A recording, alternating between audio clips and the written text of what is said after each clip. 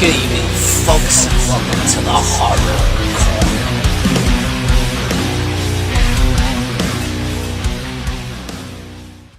Corner. Good evening, folks, and welcome to the Horror Corner. I'm your host, Sean Patrick Urshan. This week we're doing another tag video.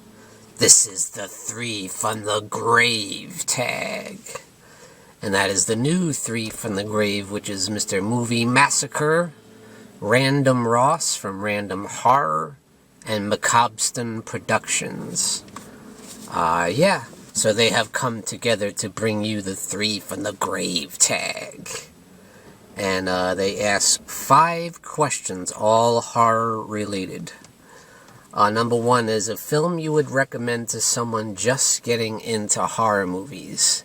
And I know what you guys are thinking. You're thinking I'm probably going to say Halloween, but I'm not. I'm going to say a film that I more typically think of when I think of classic horror, and I think is a perfect starting ground.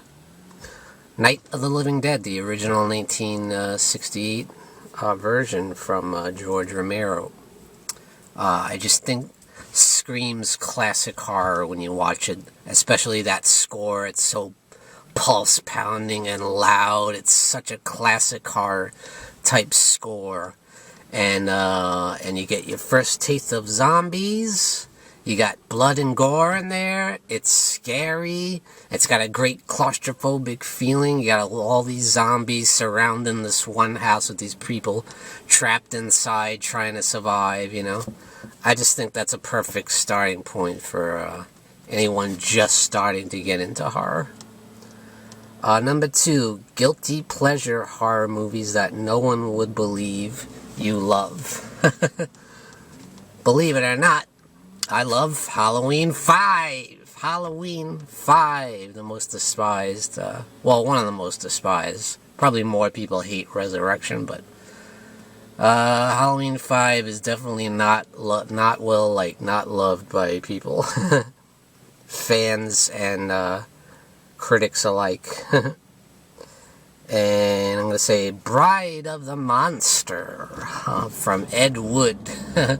I really enjoy that film. And yes, it is campy, it's silly, it's ridiculous, it's over the top, it's very B-movie-ish. But I think Bela Lugosi is a blast in that movie. I think he's so much fun. I think he's really good in it, you know. So yeah. He's probably better than he should be, you know, better than this movie deserves, but it's a lot of fun to watch. Bride of the Monster. Number 3, favorite underrated supporting actor that people should look for on the next watch of a film. And I'm going to say Michael Ripper, because he's in almost every Hammer horror movie, you know. You watch any Hammer movie, and he's in almost everyone. You're like, there's Michael Ripper, there's Michael Ripper, there's Michael Ripper. He's always some kind of different character, like a bartender. He's always like these small roles, like a cop, or just like some guy in the background, you know. But it's funny, you always spot him. There's Michael Ripper. And he's a good actor.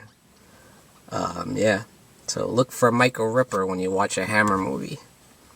Number 4, horror films you loved when you were younger but now think sucks. Well, I am going to mention the original Amityville Horror. I wouldn't say it sucks, but I loved it when I was a kid, and it scared the crap out of me when I was a kid, but when I watch it now, it just does not hold up at all, you know. It's just very slow, very boring, and just not a lot happens. It just did not hold up today. And one movie I'm going to say, which might kind of piss people off, but the last time I watched it, I was like, oh my god, what was I thinking of when I used to watch this movie? Basket Case. I'm sorry, guys. That movie does not hold up. Oh my god. It's really, really, really cheesy. I love the concept of Basket Case, of the Siamese twin brothers, and one of them is hideously deformed, but man, it is rough. It's a rough watch. Number 5. Name a horror movie you would change the end to and why. Believe it or not, I'm gonna say the original Nightmare on Elm Street from 1984. I think is just a masterpiece, and it would be almost a perfect horror film if it wasn't for that ending, you know, which starts with when Nancy tells Freddy, you know, you don't exist, you're not even alive, you're nothing. And then Freddy goes to like stab it with the claws, and he just like disappears into this weird blue mist or whatever. It looks so fake.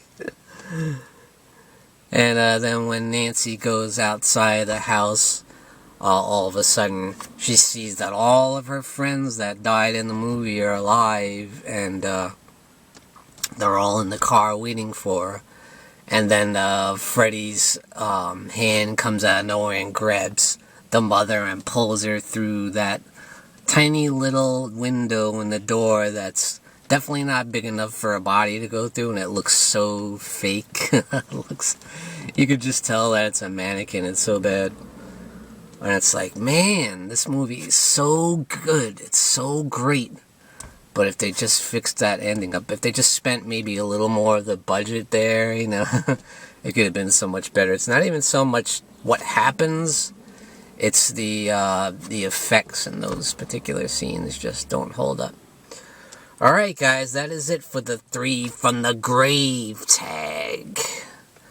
So thank you guys, really cool tag. Anybody who wants to do it, go ahead and do it and show your support, show your love for 3 from the grave. And thank you for joining me, Sean Patrick Urshan, in the Horror Corner. Tune in and stay scared.